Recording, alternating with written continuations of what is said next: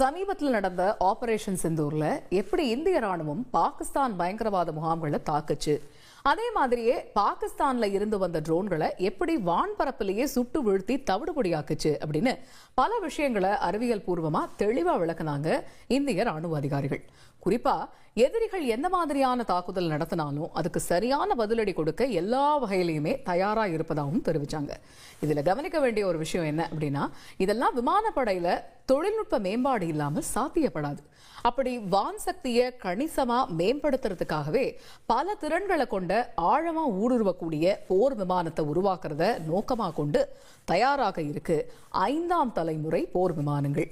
அதுவும் உள்நாட்டு தயாரிப்பா உருவாக இருக்கிற இந்த போர் விமானங்களை வடிவமைக்கிறதுக்கான செயல்படுத்தல் மாதிரிக்கு ஒப்புதல் கொடுத்திருக்கிறாரு பாதுகாப்புத்துறை அமைச்சர் ராஜ்நாத் சிங்.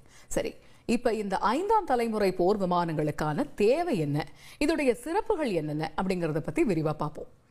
5ஆம் தலைமுறை விமான சக்திக்கு இந்தியாவுடைய பதிலா அமைஞ்சிருக்கிறது தான் இந்த போர் விமானங்களான AMCA, அதாவது அட்வான்ஸ்ட் மீடியம் காம்பேட் ஏர்கிராஃப்ட்னு இதை அழைக்கிறாங்க. அதாவது இது ஒரு மேம்பட்ட நடுத்தர போர் விமானம்.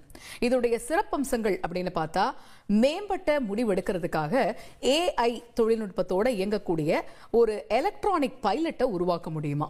குறிப்பா ஸ்டெல்த் அப்படிங்கிற தொழில்நுட்பத்துல இது தயாரிக்கப்பட இருப்பதா சொல்லப்படுது. அதாவது ஸ்டெல்த் அப்படிங்கிற வார்த்தைக்கு ஆங்கிலத்துல ஒரு திருட்டுத்தனம் அப்படின்னு ஒரு பொருள் இருக்கு. குறிப்பா இந்த விமானங்கள் குறைஞ்ச அளவுல மின்காந்த அலைகளை வெளியிடக்கூடிய வண்ணம் உருவாக்கப்பட இருப்பதால மனித கண்கள், ரேடார் கண்கள் இப்படி எதிலையுமே சிக்காத வண்ணம் இருக்குமா. அதனால எதிரிகள் இந்த வகை போர் விமானங்களை கண்டுபிடிக்கிறது ரொம்ப ரொம்ப கடினம் அப்படின்னு சொல்லப்படுது.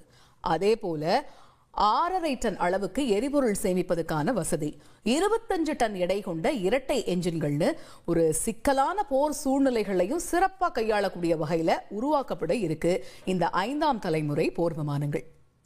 இவ்வளவு சிறப்பம்சங்கள் நிறைஞ்சு உருவாக்கப்பட இருக்கக்கூடிய இந்த திட்டத்துடைய மதிப்பீடு அப்படின்னு பார்த்தா தோராயமா 15,000 கோடி ரூபாய் அப்படின்னு கணக்கிடப்படுது.